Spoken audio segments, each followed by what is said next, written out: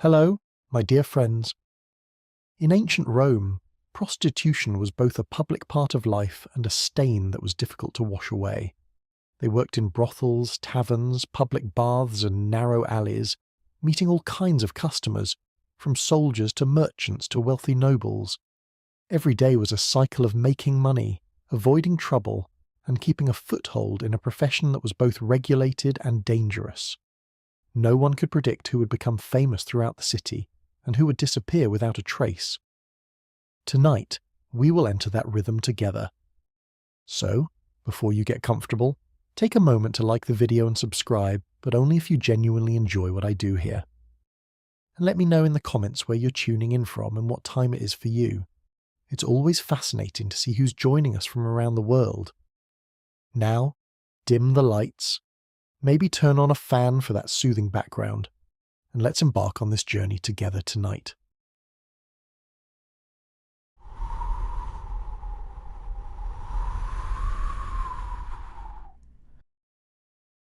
If there was a profession in ancient Rome that was both protected by the law and looked down on by most of society, it was prostitution. It was recognized as a legitimate trade, taxed like any other, and monitored by officials. Women in this line of work had to register their real names in official records. Sometimes the location of their work and the fees they charged were also written down. This was not done in secret. It was part of the state's way of controlling the trade. Even so, being listed in those records did not mean they gained respect. They were still barred from taking part in religious rituals, excluded from political gatherings, and often ignored in public life.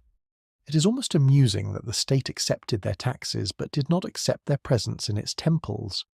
Workplaces for prostitutes were varied. Some worked in purpose-built brothels called lupanars. These had rows of small cubicles, each with a stone bed covered by a straw mattress. The walls were often painted with explicit images. These served as decoration and as advertisements. Brothels were busy in the evenings but could also have customers during the day. Others worked in taverns.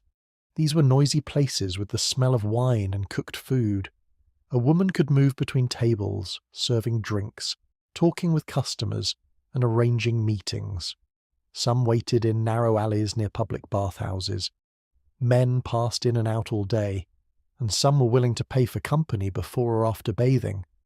Each location had its own routine and type of customer. The choice of workplace depended on access and connections. Brothels were often controlled by an owner who took a share of earnings. Taverns required agreements with the innkeeper. Street work depended on knowing safe spots and times when the streets were busy. Bathhouse areas brought in a mix of locals and travellers.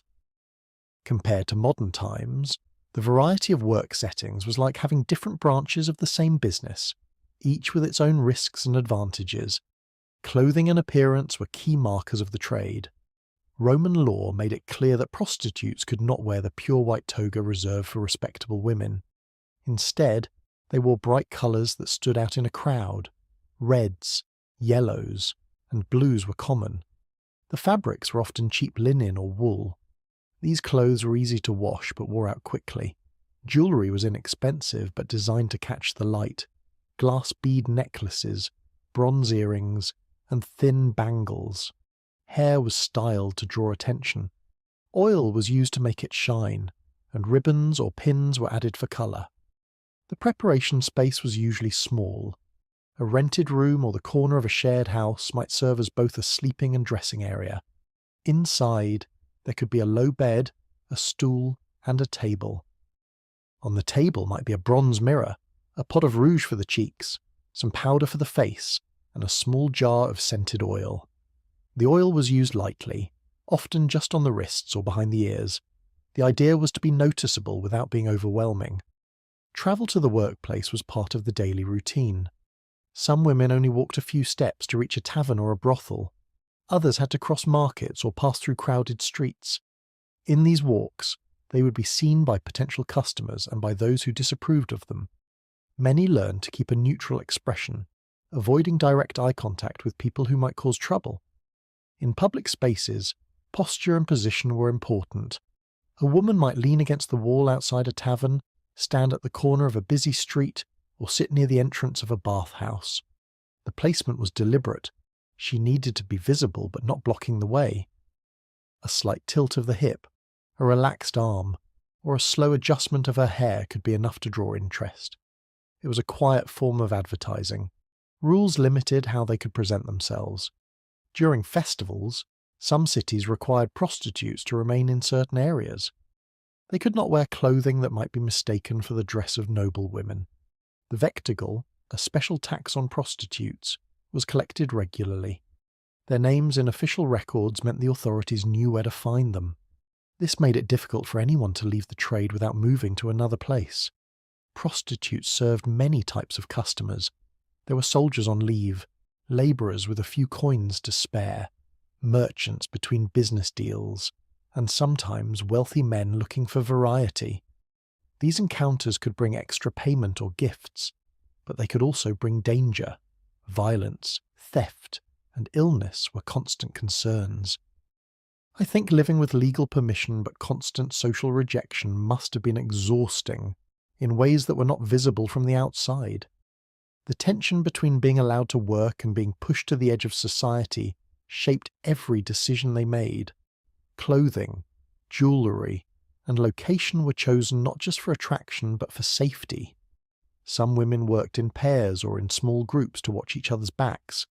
Others relied on agreements with tavern owners or brothel keepers for protection. As daylight hours passed, the activity in each workplace changed. Brothels had more movement after dark. Taverns stayed busy until late into the night.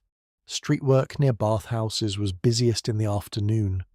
The choice of when and where to stand was as important as the choice of clothing. Timing could mean the difference between a slow day and a profitable one. The city was the constant backdrop. Stone streets, oil lamps, the sounds of carts and footsteps, the smell of food cooking nearby. These were the unchanging details of their work environment. There was no private office or personal shop. Everything happened in view of the public, even if it was only a glance through a doorway or a corner of a market. The role of appearance was more than decoration. A bright dress could be seen across the street. The shine of oiled hair caught the lamplight.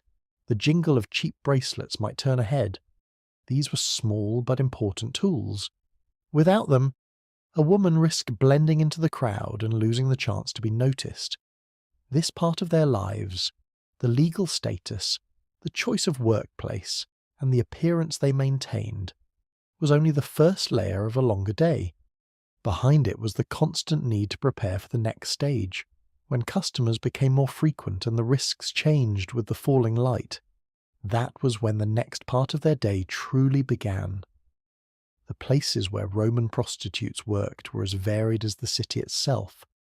A woman's choice of location could shape the kind of customers she attracted, the amount of money she earned, and the risks she faced. The most recognized setting was the lupanar, a brothel designed for the trade. Inside, small rooms were lined along narrow corridors. Each room contained a stone bed, covered by a thin mattress stuffed with straw. The walls were often decorated with painted scenes that showed what took place within, serving as both ornament and open advertisement. Oil lamps hung on hooks, their light leaving shadows in the corners. The air was heavy with the smell of oil, smoke, and bodies. Brothels were controlled spaces. The owner managed the rooms, set prices, and took a share of each payment. Customers came and went throughout the day, but evenings were busiest. Some men preferred the privacy of a closed door, while others stayed in the main room to drink and watch. Women who worked here often had a fixed place, their bed and small table serving as both workspace and personal corner. It was not comfortable, but it was predictable.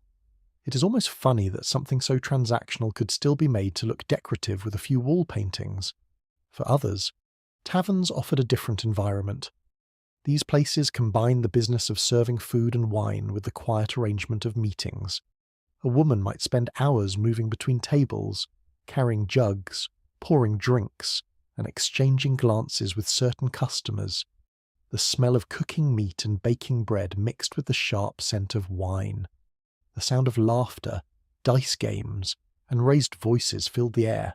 Here, the work required more conversation and a careful reading of a man's mood.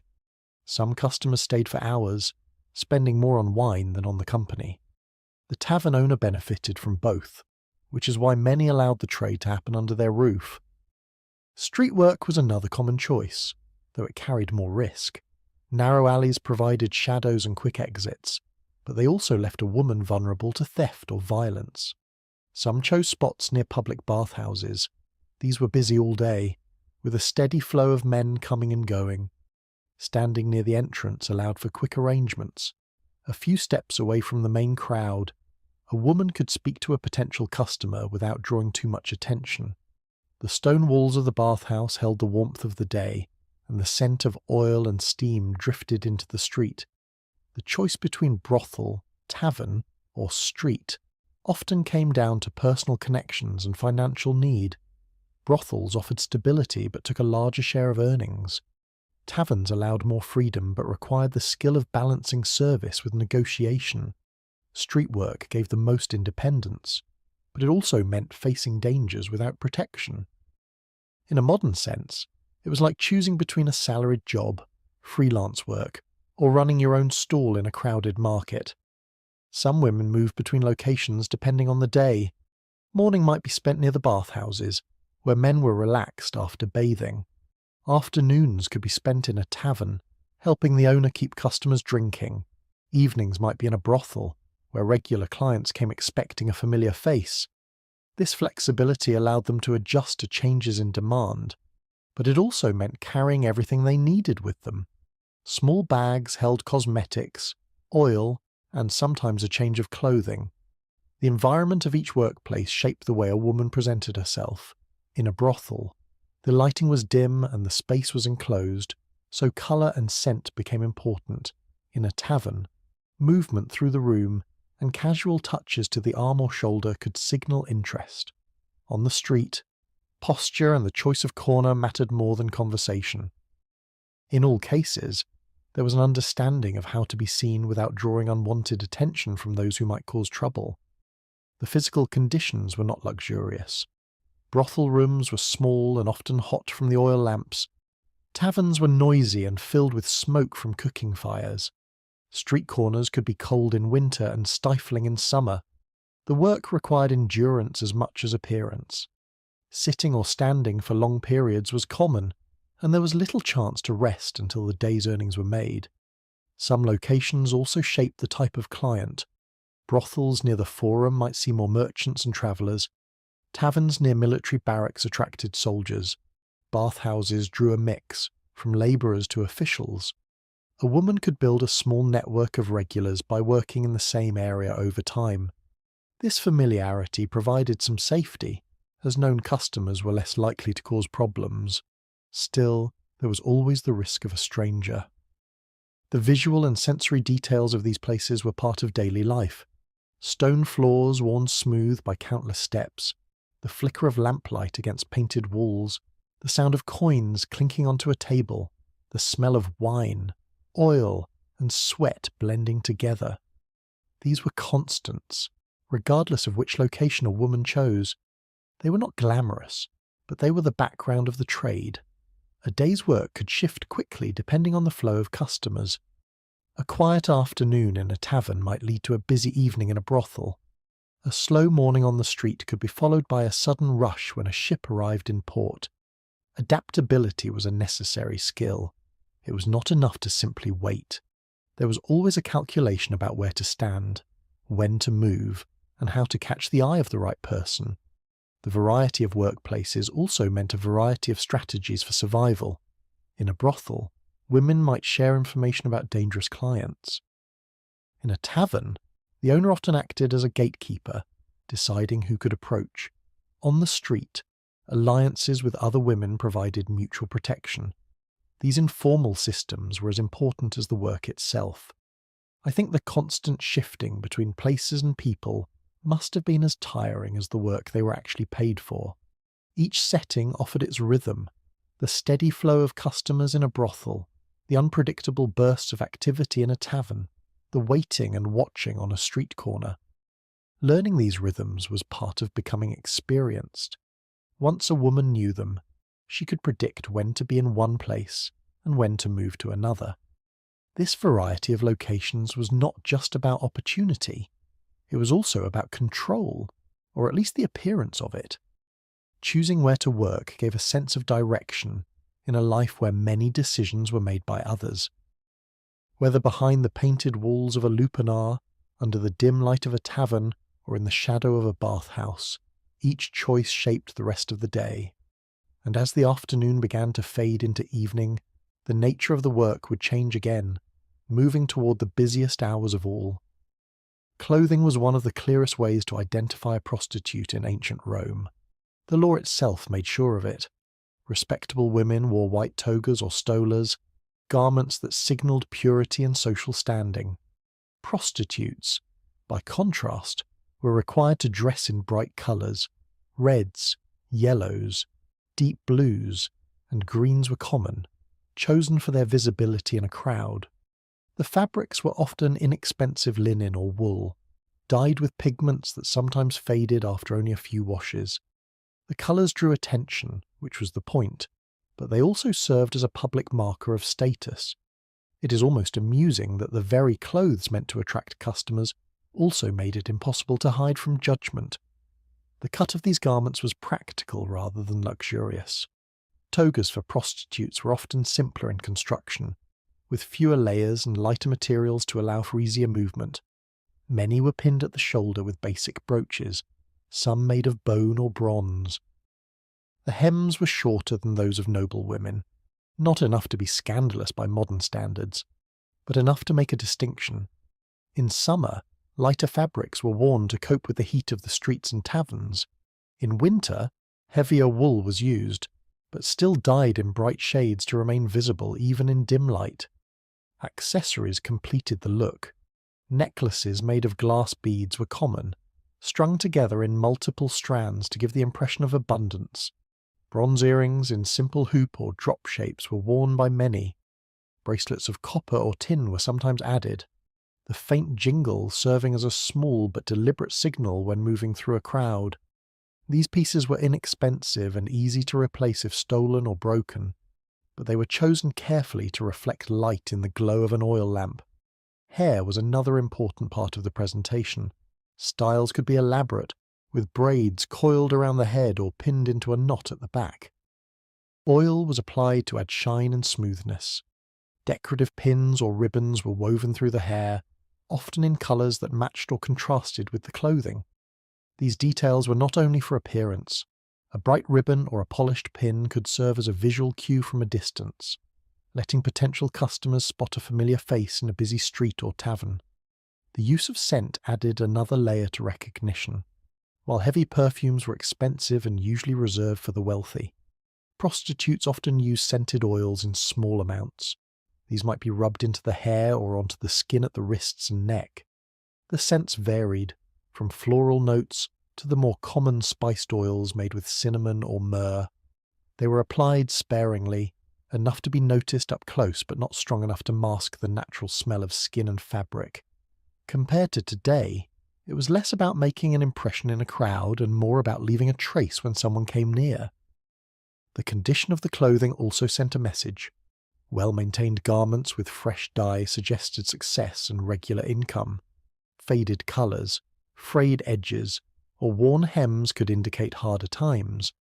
Some women repaired their clothes, while others paid small fees to seamstresses who worked near the markets. A fresh ribbon, a new set of beads, or a clean hem could make a difference in how customers perceived them. The combination of colour, fabric, accessories, hair, and scent worked as a form of silent advertising. It required constant upkeep. Bright dyes faded quickly under the sun, oils stained fabric, and cheap jewellery tarnished after repeated wear. This meant that part of each day's earnings often went toward replacing or repairing items. A woman without the means to do this could quickly lose her ability to stand out. Recognition was not only for customers. Authorities also relied on these markers to enforce regulations. During festivals, prostitutes were sometimes restricted to specific areas, and their clothing made them easy to spot in a crowd. This made it almost impossible to pass as a respectable woman, even for a short time. The same rules that helped identify them to clients also ensured they could not blend into polite society. Some women embraced these visual markers, using them to craft a signature look, a particular shade of red, a distinct hairstyle, or a favoured piece of jewellery could become associated with one person. Regular customers might look for these signs when returning. In this way, clothing became part of personal branding long before the concept existed. The process of dressing each day followed a routine. First came the selection of clothing, often chosen for weather, location, and expected clientele. Accessories were matched for effect. Hair was styled and secured with pins or ribbons. Oils were applied last to avoid staining the fabric before leaving the room. This process could take time, especially for those who valued precision in appearance. Once ready, the journey to the workplace turned the woman herself into a moving advertisement. Bright colours caught the light, jewellery reflected it, and the scent of oil lingered in the air she passed through. In busy streets, this was enough to draw a glance. In quieter areas, it could prompt a man to approach. The balance was in being noticeable without being so bold as to attract unwanted attention from those who might harass or harm. This careful presentation was not only about attracting customers, it also helped maintain a sense of control in a profession where many aspects of life were dictated by others. Choosing a ribbon, a necklace, or a hairstyle allowed for personal expression within the boundaries of the law. It was a small space in which to make choices for oneself. I think that even these small acts of self-presentation must have mattered deeply when so much else was beyond their control. In the end, the bright toga, the simple jewellery, the styled hair, and the faint trace of oil were more than decoration. They were tools, as necessary as the place of work or the skill of negotiation. Without them, a woman risked disappearing into the background, something no one in her position could afford. With appearance complete, the day could truly begin. The next steps would depend on the chosen location, the time of day, and the flow of customers. As the streets filled and the sun moved across the sky, these outward signs of identity would carry her through the next hours of work, each encounter building on the image she'd prepared. The day for many Roman prostitutes did not begin with the sunrise. Work often stretched well into the night, and sleep came only when the streets had grown quiet. By the time they finally lay down, the sky outside was already beginning to lighten. Most woke when the city had been active for hours. Noon was not unusual. The sounds of carts on the street, merchants calling out to customers, and the faint clatter of footsteps reached their rooms long before they opened their eyes. Sleeping quarters were usually small and close. A rented room above a tavern, a space in the back of a brothel, or a shared lodging with other women was common. The air often held the lingering smell of oil from lamps that had burned late into the night.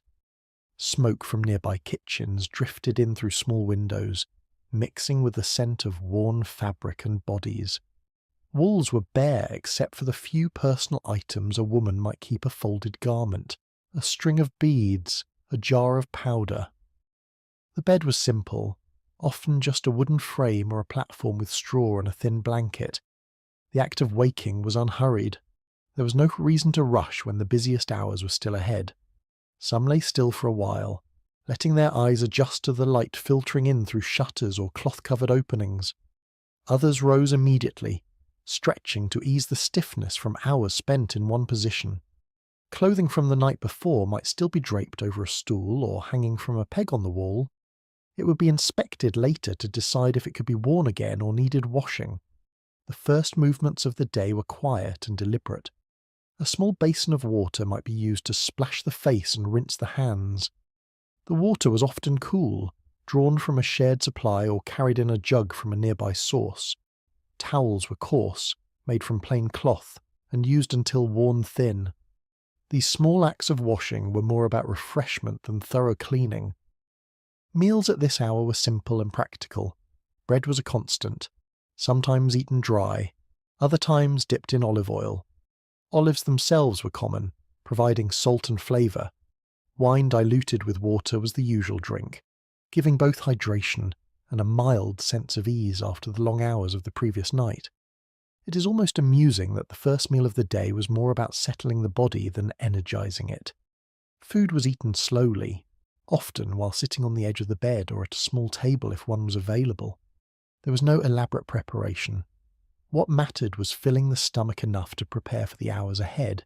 In brothels or taverns, food might be brought in by a servant or purchased from a nearby vendor. Street workers often kept small supplies in their rooms, stored in baskets or jars. This midday waking meant their daily rhythm was different from much of the city.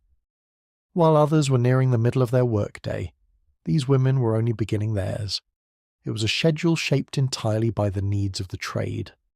Compared to modern times, it was like living permanently on a night shift, with all the challenges that come with it. The hours before leaving the room were used for preparation. Hair might be brushed and restyled, clothes selected for the evening's work, and any repairs made to garments or accessories. Some women used this time to meet with others in the same building, sharing information about clients or changes in local rules. The sound of quiet conversation, interrupted by the occasional clink of jewellery or the creak of a stool, filled the rooms. For those who worked in taverns, arriving too early meant competing with the noise of daytime customers who were not there for their services. For street workers, being out before the late afternoon was often unprofitable, as the flow of potential clients was small. In brothels, the owner usually sets working hours, which start later in the day. This allowed for a slow and measured start to the morning, even if the morning technically began when the sun was high. The midday light that filtered into their rooms was different from the glow of oil lamps they knew so well. It was brighter, sharper, showing every crease in the fabric, every mark on the walls. Some women adjusted their appearance in this light, checking for signs of fatigue or weariness that could be hidden under softer illumination. Powder might be applied lightly to the face, and rouge added to the cheeks to give a fresher look. There was little noise from the women themselves during this time. Most energy was saved for the hours ahead, when talking, moving, and performing would be constant. These quiet beginnings were a kind of pause, a small part of the day that belonged entirely to them. For some, it was the only time they had control over their surroundings before stepping into the public eye again. I think these slow mornings must have felt both restful and heavy, knowing what the night ahead would bring. Even the simple act of opening the shutters or stepping outside for fresh air was done with awareness. Neighbours, customers, and strangers could all be watching. Clothing worn at this stage of the day was often more modest than evening attire, meant for errands rather than attracting attention. A plain tunic, a wrap for warmth, and hair pulled back kept the focus away until the time was right. The meal finished, the face washed, and the room set in order. The slow shift toward readiness began. Garments for the evening were laid out, accessories chosen, and tools for work, such as small containers of oil or cosmetics, were checked. Some women took the time to mend a hem or restring a necklace, making sure everything would hold through the night. By the time the streets outside grew quieter with the afternoon heat, preparations were nearly complete. The work ahead would demand energy, attention, and constant adjustment to the flow of customers. But for now, there was still a moment to sit, breathe, and let the body adjust from rest to movement. This late start to the day was not laziness. It was a necessity of the profession. The busiest hours would stretch into the night, and to survive them required conserving strength during the hours when most of the city was already at work. As the light shifted and the shadows began to lengthen, these women stepped closer to the part of the day that truly defined their lives. The afternoon would bring the first wave of preparation for meeting customers, a process shaped as much by routine as by opportunity. After waking late and taking time to recover from the previous night, the afternoon hours were set aside for preparing appearance. This stage of the day was important because it determined how the evening would begin. Every small detail, from the freshness of the face to the choice of clothing, was a signal to customers. A good first impression could mean better earnings, while carelessness could mean a slow night. The first step was often washing the face. Many women used rose water when they could afford it. It was stored in small clay or glass vessels, kept sealed to preserve the scent. A few drops were poured into a shallow dish, and a piece of clean cloth was dipped in and pressed gently to the skin. The cool liquid helped reduce the heat from sleeping in warm rooms and left a faint fragrance. Others used herbal infusions when rose water was unavailable. These were made from dried leaves or flowers, steeped in water until the scent and colour were drawn out. Common choices included mint, lavender, or chamomile, each offering a different quality. This washing was not only for cleanliness but for comfort. Dust and residue from the previous night's work were removed, leaving the skin smoother for the application of cosmetics. The clothes used were simple, often reused after being rinsed and dried. Bowls and dishes for this task might be shared among several women, especially in brothels or communal lodgings. Cosmetics were applied in careful stages. Rouge for the lips and cheeks was made from cinnabar powder, a bright red mineral ground into fine dust. It was mixed with oil or fat to create a paste that could be spread evenly. Applied lightly to the lips, it gave a vivid colour that stood out in dim lamplight. A touch was also placed on the cheeks, blended to avoid sharp lines. This colour was not natural, and everyone knew it, but the effect was valued. It is almost amusing that a mineral dug from the earth could become the tool for a night's work. For the eyes, powdered charcoal was used.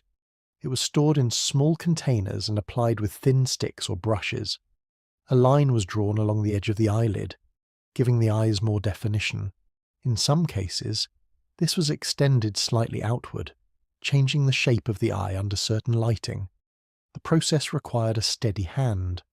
Smudges had to be corrected quickly before the oil in the mixture stained the skin. Brushes and applicators were cleaned and kept ready for reuse. Powder for the face was used more sparingly. It helped reduce shine in warm weather and provided a smooth surface for other cosmetics. Some women preferred to avoid too much powder, as it could crack or flake under heat. Small mirrors made from polished bronze or silver helped them judge the result. The reflection was never as clear as modern glass, so adjustments were often done by touch and habit rather than sight alone. Compared to today, the preparation was slower and less about the variety of products, but the focus on creating a clear and striking look was the same. Once the face was complete, attention turned to clothing.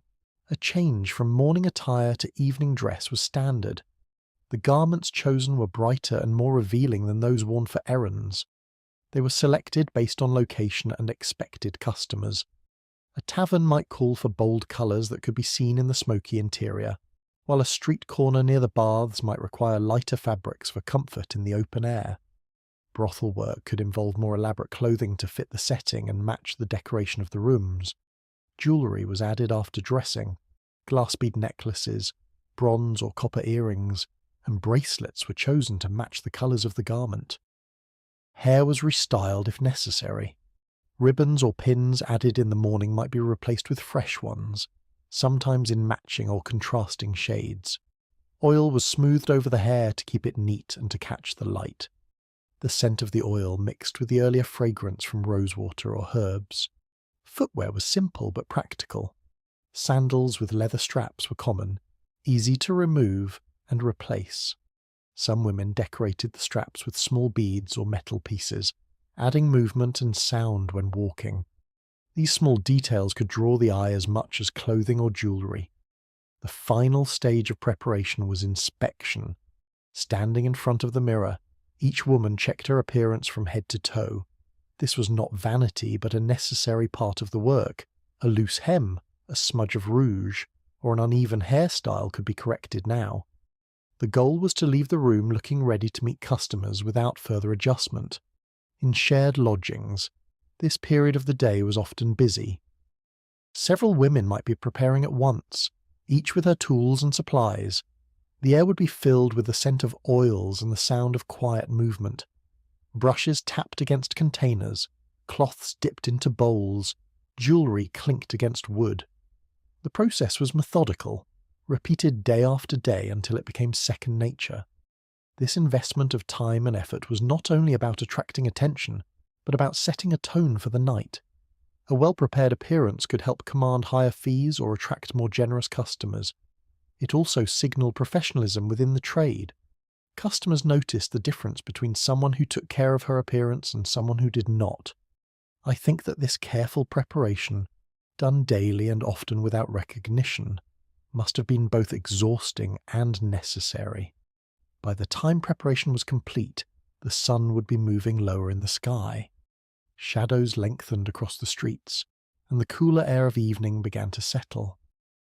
This was the signal that the first wave of potential customers would soon be out. Women began to leave their rooms one by one, walking toward taverns, brothels, or chosen street corners. Each step they took carried the result of the afternoon's work. The scent of rosewater, the red of cinnabar, the dark line of charcoal, the bright fabric, the glint of glass beads, all moved through the city together. In the crowded streets, these details could mean the difference between being noticed and being passed by. The preparation was complete, but the real work was still ahead. Evening brought its own pace, its own set of challenges, and its rewards. The hours of careful washing, colouring, and dressing had set the stage. Now it was time to see what the night would bring. The first customers of the day often arrived before the city shifted fully into evening. They were men whose work schedules allowed for free time in the late afternoon. Guards finishing an early shift, slaves sent on errands with coins to spare, and merchants with gaps between business meetings were the most common. These customers preferred quick arrangements rather than long visits. For them, this was a pause in the day, not the main event. Women working in brothels knew to expect them. Rooms were already prepared after the afternoon cleaning, with fresh straw on the bed and lamps ready to be lit if needed. In these small spaces, transactions were brief. The customer entered, the agreed sum was exchanged, and the door was closed. The walls of the room offered privacy from the street, though not always from the sounds of other rooms nearby. These early visits were efficient, often lasting only as long as necessary for both parties.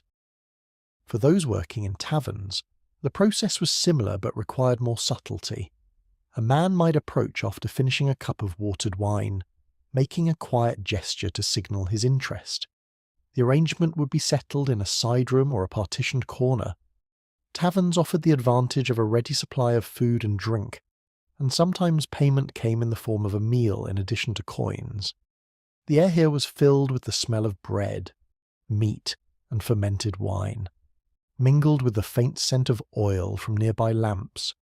Street workers near bathhouses or marketplaces had their patterns. A guard leaving his post might stop before heading home. A merchant waiting for goods to be loaded might spend the time in a nearby alley. These encounters often took place in spaces chosen for both privacy and speed. A recessed doorway, a narrow passage between buildings, or the shaded side of a courtyard could serve as the location. The woman's skill was in moving the interaction along without drawing unwanted attention. The payment for these early visits was usually straightforward. Most customers used small bronze or silver coins, carried in pouches or tied into the folds of their clothing. The amount depended on the location, the length of time, and the woman's reputation. In some cases, barter was used instead of money. Food, wine, or small goods like olive oil or fabric could be offered. It is almost amusing that an afternoon's work could just as easily be rewarded with a jug of wine as with a handful of coins. In brothels, payment was typically handed to the keeper, who then gave a portion to the woman. In taverns, the owner often took a share in exchange for providing the space. Street workers kept more of what they earned but also bore more risk. The coins or goods were stored quickly, often hidden in clothing, or a small bag kept within reach. Theft was a constant concern, especially in public areas. The pace of these first transactions was different from the slower rhythm of the evening. There was no time for extended conversation or negotiation. Customers came with limited time and wanted efficiency. Women learned to read the signs quickly, a man standing too long at the entrance, glancing around, or keeping his hand near his coin pouch. These cues helped them decide when to approach and when to wait. For some women, these early customers were the most reliable. Guards and merchants could become regulars, returning on the same time on certain days. This consistency provided a measure of stability in an otherwise unpredictable trade. Regulars were also less likely to cause trouble, knowing that their routines depended on mutual trust. Compared to modern work patterns, it was like having a group of steady clients who filled the slow hours before the main rush. The physical spaces used for these early visits were simple and functional.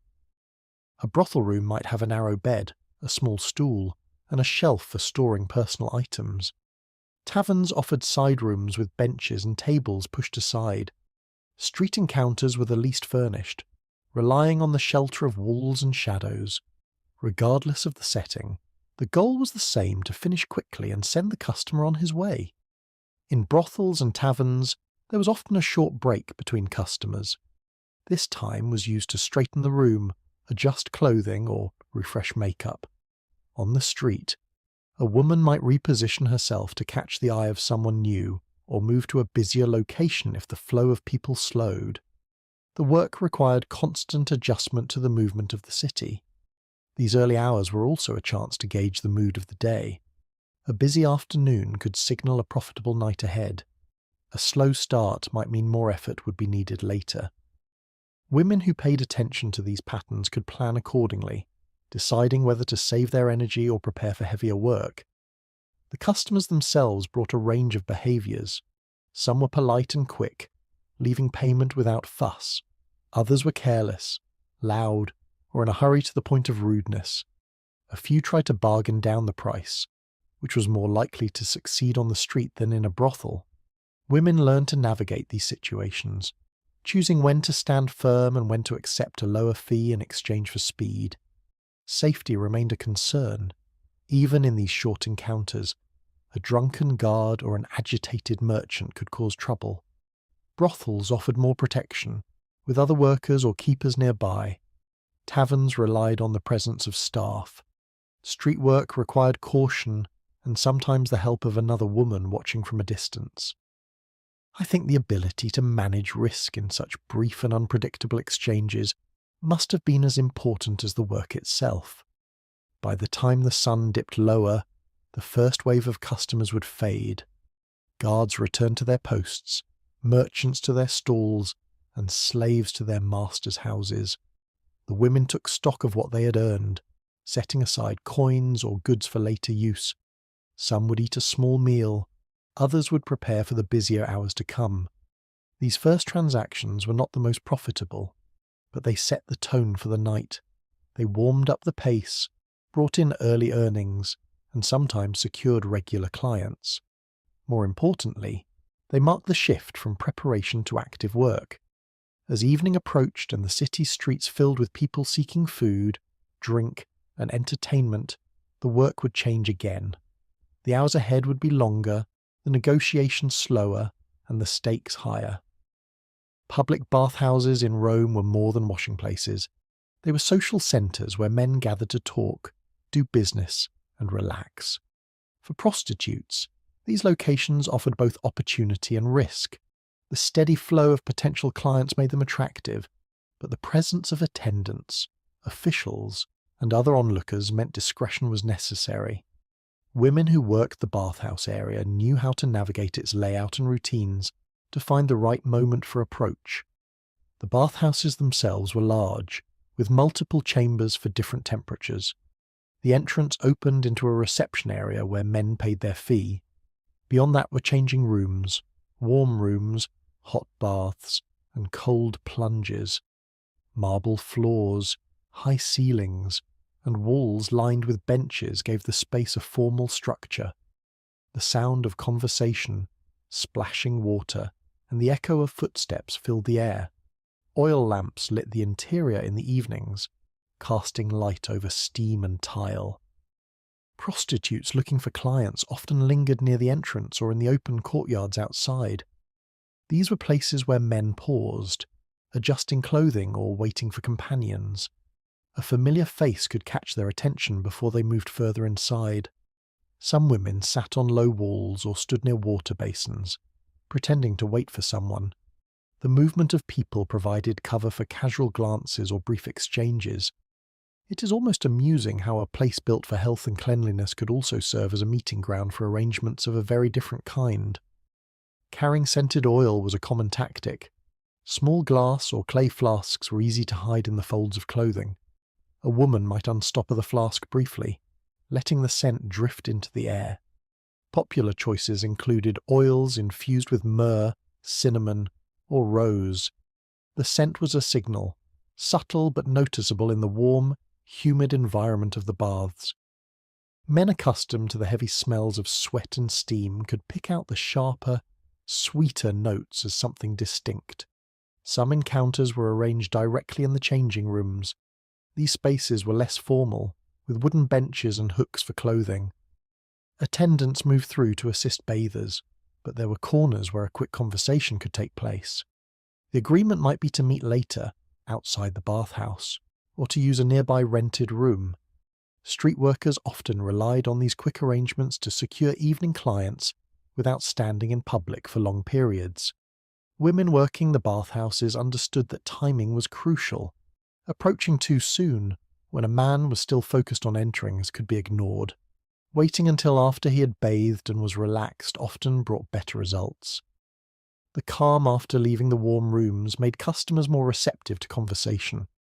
Regular presence at certain hours also helped build recognition, leading to repeat clients. Not all bathhouse work happened inside. The surrounding streets and courtyards were also active. Vendors sold food, drink, and small items like combs or towels. Prostitutes could blend in with these sellers, using the setting as a way to watch for potential customers. A transaction might be arranged over the purchase of a snack or a drink, giving the appearance of normal business. Payment methods here were the same as elsewhere, with coins being most common. However, barter was more likely around bathhouses.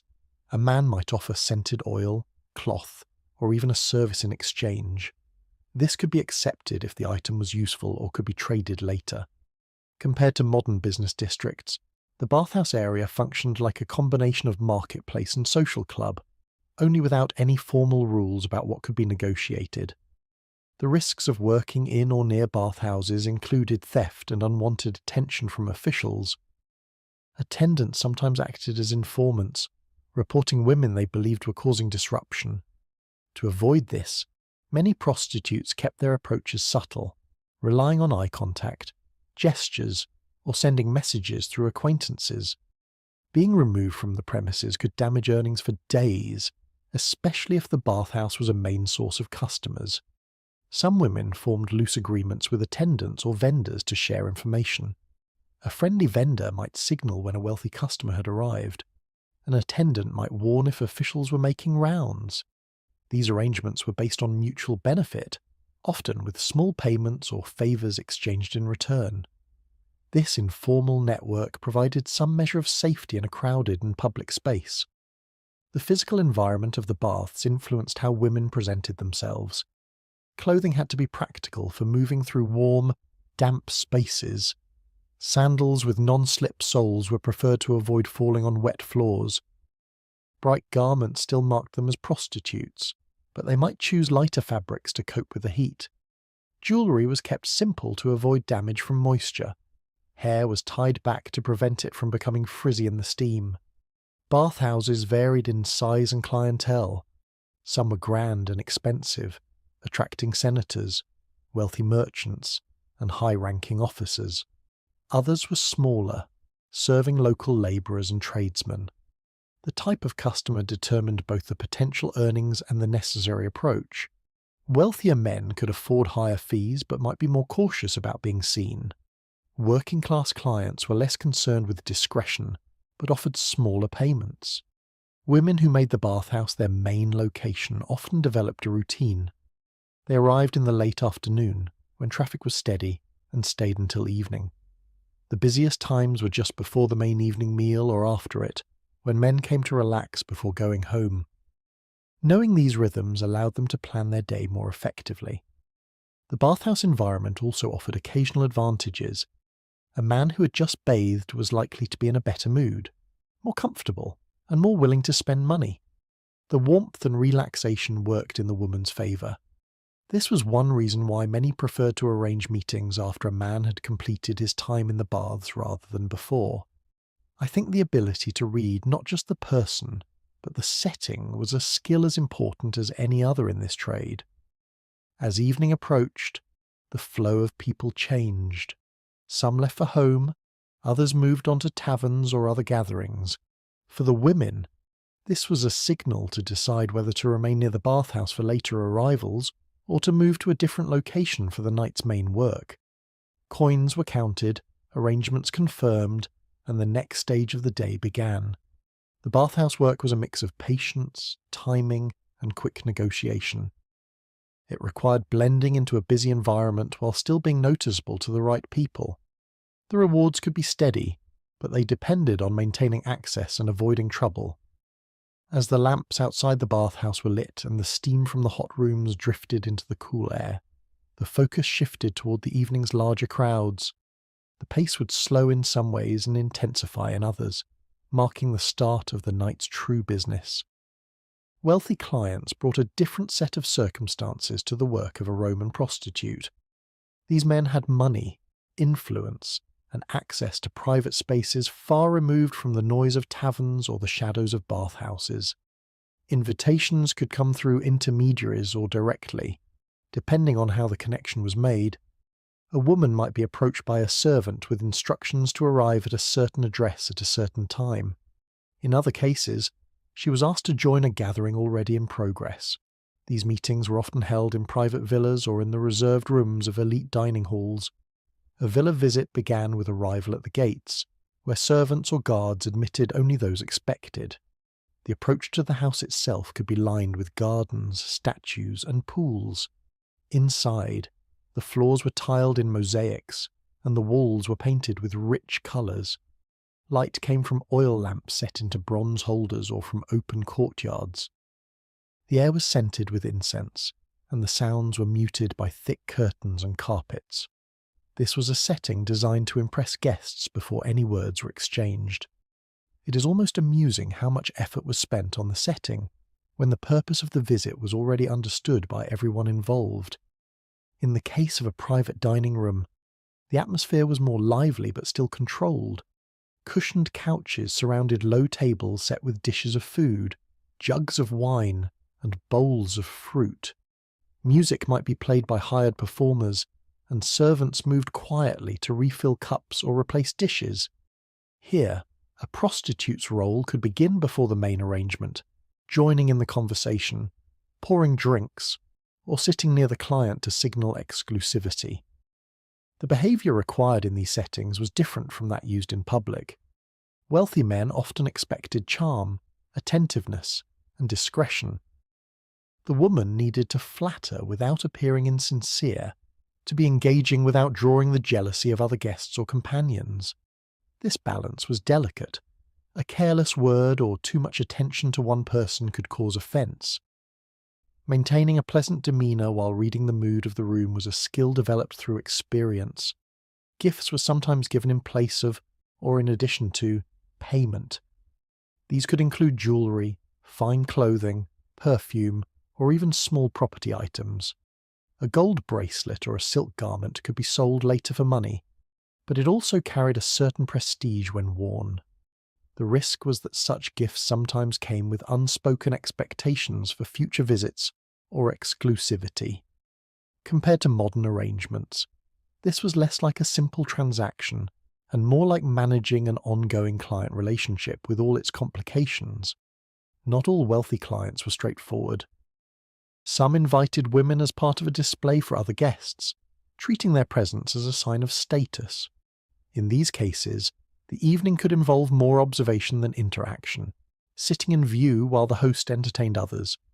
The ability to appear engaged and content in such moments was part of the work, even if little was actually happening.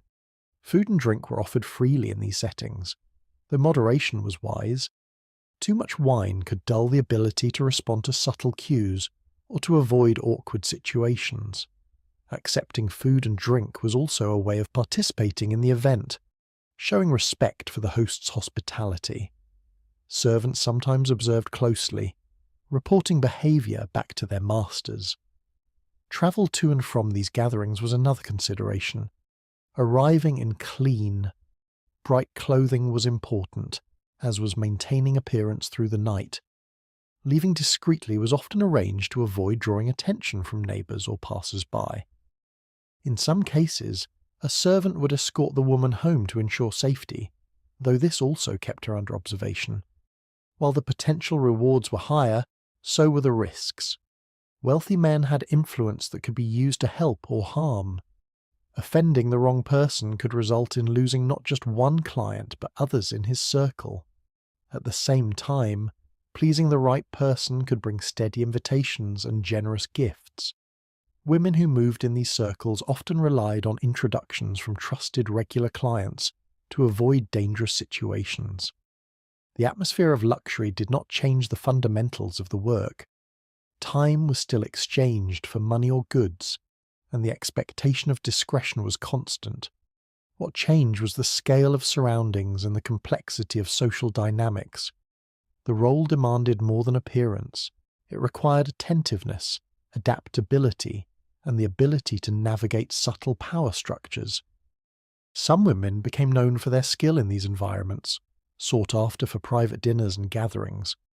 They learned the preferences of specific clients, remembering details about their taste in food, drink, conversation, and entertainment.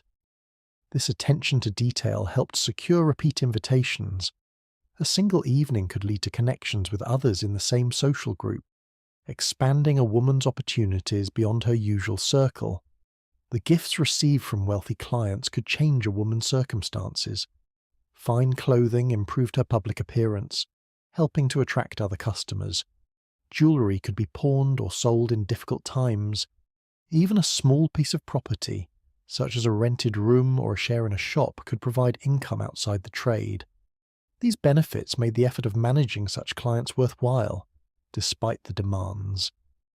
I think the skill required to keep a wealthy client satisfied while protecting one's independence must have been among the most difficult parts of the work. When the evening ended, departure was handled with as much care as arrival. The client might arrange transportation or provide an escort. In some cases, the woman left with other entertainers to maintain appearances. The items received as gifts or payment were kept secure, often hidden within clothing or carried in small bags. Once back in her own space, the woman might store valuable items separately from her daily possessions. A gold bracelet would be wrapped in cloth, perfume sealed tightly, and clothing folded carefully. Coins were counted and set aside for future expenses. These small rituals marked the close of one kind of work and the preparation for whatever came next. Meeting wealthy clients was not the most common part of the trade, but it was the most potentially profitable. It required a different pace, a different presentation, and a different awareness of risk. For those who could manage it, the rewards were significant. For those who could not, the dangers could outweigh the gains. As the night moved on and the villa or banquet hall emptied, the city outside continued its own rhythm. Other clients, less formal and less demanding, were still out in the streets, in taverns, and near the bathhouses. The choice now was whether to continue the night in those familiar spaces or to return home. The decision often depended on the success of the evening and the energy left after navigating the world of the wealthy. Evening in the tavern marked one of the busiest times of the day for many Roman prostitutes. As the sun lowered and the streets began to cool, the taverns filled with men seeking food, drink, and company. The mix of noise, movement, and dim lighting created an environment where introductions could be made easily and discreetly. Women who worked here understood the pace and flow of the evening, knowing when to move among the tables and when to remain in a fixed spot to draw attention. The tavern itself was often a long, narrow room with benches and tables along the walls. The floor might be swept stone or packed earth. Oil lamps were placed at intervals, their light flickering and casting shifting shadows. The air was heavy with the smell of wine, smoke from cooking fires, and the scent of roasted meat. Along one side, a counter held amphorae of wine and jugs of water for mixing. Behind it, the owner and his helpers kept track of orders and payments. Entertainment was an important part of the evening. Dice games were popular, with customers leaning over low tables, shouting for luck, and tossing small cubes carved from bone or ivory. Musicians played flutes, lyres, or hand drums, adding rhythm to the voices and laughter. Some women joined in the games, sitting close to the players and offering encouragement, while others danced to the music or clapped in time. Singing was also common, with familiar songs leading to loud choruses from the customers. It is almost amusing that these noisy, smoky rooms were also considered suitable places for arranging private meetings. Prostitutes working in taverns often used entertainment as a way to attract clients. Sitting beside a man during a dice game could lead to conversation. Pouring his wine or sharing a plate of food might open the door to negotiation. The combination of alcohol, music, and attention created a mood in which customers were more willing to spend money. Women learned to balance participation in the general atmosphere with the more focused task of securing arrangements. Some taverns had small side rooms or curtained-off areas for private use. These allowed for quick meetings without leaving the building. In other cases, arrangements were made to meet elsewhere after the tavern closed or when the customer was ready to leave. The flexibility of these spaces made them attractive for women who preferred to work in a controlled environment. Not all attention was welcome. Some women were pressured by tavern owners or patrons to drink more than they wanted. Accepting a drink could be part of the performance, but drinking heavily risked losing control of the situation. Wine was often diluted with water, but even so, repeated cups could affect judgment.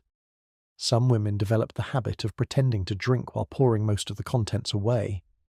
Others relied on the protection of the tavern owner, who had a vested interest in keeping them able to work for the rest of the night. The social mix in a tavern was wide. Labourers, sailors, merchants, and even minor officials might all be present in the same room.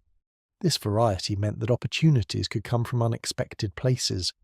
A sailor might spend his last coins before leaving port, while a merchant might pay generously for company during his meal. Regular customers were valuable, but the unpredictability of strangers kept the work from becoming too routine. Compared to modern nightlife, the tavern was a combination of bar, gambling hall, and meeting place, with all the risks and possibilities that combination suggests. The noise level rose as the evening went on. Dice rattled against wooden tables, voices competed to be heard over music, and the smell of spilled wine mixed with the warmth of bodies in close quarters. Moving through the room required attention to avoid stepping on toes or knocking over jugs. Women adapted their movements to the space, leaning close to be heard and using gestures when speech was impossible. Payment in the tavern was often made in coins, but barter was not uncommon. A plate of food, a jug of wine, or even small items like a carved comb could be exchanged. These goods were either used directly or traded later.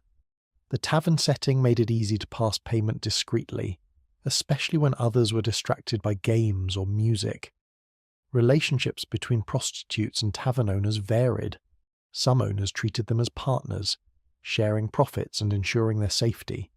Others saw them only as a way to keep customers spending more money on drinks. In these cases, pressure to entertain or drink with guests could be relentless. Women who had the protection of the owner or a regular customer were better able to refuse such demands. The rhythm of the tavern evening had predictable peaks and lulls. Early in the night, customers settled in, ordered food, and began games. The middle of the evening was the most active, with the highest noise and the greatest chance for arranging meetings. As the night wore on, some customers left for other entertainments, while others became too drunk to be profitable. Women learned to take advantage of the busiest hours, knowing that the later part of the night would bring fewer opportunities. Clothing choices for the tavern reflected its conditions. Bright colours still marked them as prostitutes, but fabrics were chosen for comfort in the warm, crowded room. Jewellery was kept simple to avoid damage, and hair was often tied back to prevent it from catching on clothing or furniture. The goal was to be attractive but also practical for hours of movement among tables. At the end of the night, the tavern would gradually empty. Lamps burned lower, music stopped, and the owner counted the evening's earnings. For the women, this meant gathering what they had earned, checking that no items were left behind, and deciding whether to continue working elsewhere. Some moved to the streets or bathhouses to catch late customers, while others returned to their lodgings to rest. I think the tavern must have been both the most lively and the most exhausting place to work, with its constant movement, noise, and demands. The tavern was not the safest place, but it offered a steady flow of people, a shield from the weather, and opportunities for both quick and longer-term arrangements. It was part of the city's nightlife, a setting where work and entertainment blurred until they were difficult to tell apart. For many women, it was the core of their earnings, even if it demanded endless energy and careful attention. As the last customers left and the door was barred, the city outside remained active. Other locations waited, each with its patterns and possibilities. The choice now was whether to follow the night into these spaces or to keep the tavern's walls as the limit of the day's work. The next stage depended on the woman's energy, the opportunities left, and the risks she was willing to take before morning came again. The relationship between a prostitute and the brothel keeper was one of constant negotiation. The keeper controlled the space, set the rules, and determined the terms of payment. Women who worked in a lupanar relied on him or her for access to customers, but this dependence came with strict oversight. The keeper decided working hours, managed the flow of clients, and sometimes arranged introductions. A woman's ability to earn was closely tied to the keeper's decisions. In most cases, the keeper was responsible for collecting payment from customers. Coins were handed over at the start of a session, counted in full, and then divided according to an agreed percentage. The woman received her share later, often at the end of the day or week. This arrangement reduced the risk of theft by customers, but also placed the keeper in a position of financial control. Disputes over amounts were common, especially if the keeper claimed expenses for maintenance or supplies. The physical layout of the brothel reflected this system of management. The keeper's room or desk was positioned near the entrance, allowing a clear view of who came and went. From there, he or she could monitor activity, track appointments, and ensure that each room was used efficiently. The keeper often held the keys to locked storage areas where extra bedding, oil, and cleaning supplies were kept. Control of these resources added another layer of authority. Some women owed money to the keeper from the moment they began working. These debts could come from borrowing for clothing, paying for lodging, or covering the cost of food and drink. Repayment was taken directly from earnings, leaving the woman with only a portion of her income. For those unable to clear the debt quickly, this created a cycle of dependency. It is almost amusing how easily debt could be created and how slowly it was allowed to be repaid. The keeper's influence extended beyond the walls of the brothel. Many maintained connections with local soldiers or city watchmen. These relationships served as protection against harassment, raids, or interference from rival establishments. A friendly word from a watchman could mean the difference between a night of steady business and a night interrupted by official inspections. Some keepers even paid regular fees to ensure their property was left alone. This arrangement also meant that trouble with the keeper could quickly lead to trouble outside. A woman who challenged the rules or tried to leave without settling debts might find herself blocked from working elsewhere. Word could spread quickly through the network of keepers, closing off opportunities in other parts of the city. Loyalty to the keeper was often less about respect and more about survival. Despite the imbalance of power, there were benefits to working under a keeper. A well-run brothel provided steady customers, a safe place to work, and a degree of order. Rooms were cleaned, supplies restocked, and disputes with clients handled by someone in authority. For women without the connections or confidence to work independently, this structure was valuable. Compared to modern employment, it was like working under a manager who controlled both the workspace and the client list, for better or worse. The daily interaction between women and the keeper was practical rather than warm. Instructions were given about when to be ready, which rooms to use, and which customers to prioritise. The keeper might also decide when to refuse service to a client who had caused trouble in the past. These decisions affected everyone, so there was often quiet discussion among the women about whether the keeper's choices were fair. Some keepers encouraged loyalty by offering small advantages to certain women, better rooms, more prominent placement near the entrance, or introductions to wealthier customers could be given as rewards. Others used fear or financial pressure to maintain control. The style of management varied, but the outcome was the same. The keeper's authority shaped the working lives of everyone in the brothel. Women in debt faced the strictest conditions. Their hours were often longer, and their share of earnings smaller until the debt was cleared. The keeper might keep a written record of the amount owed, updated after each payment. In some cases, interest was added, making repayment even slower.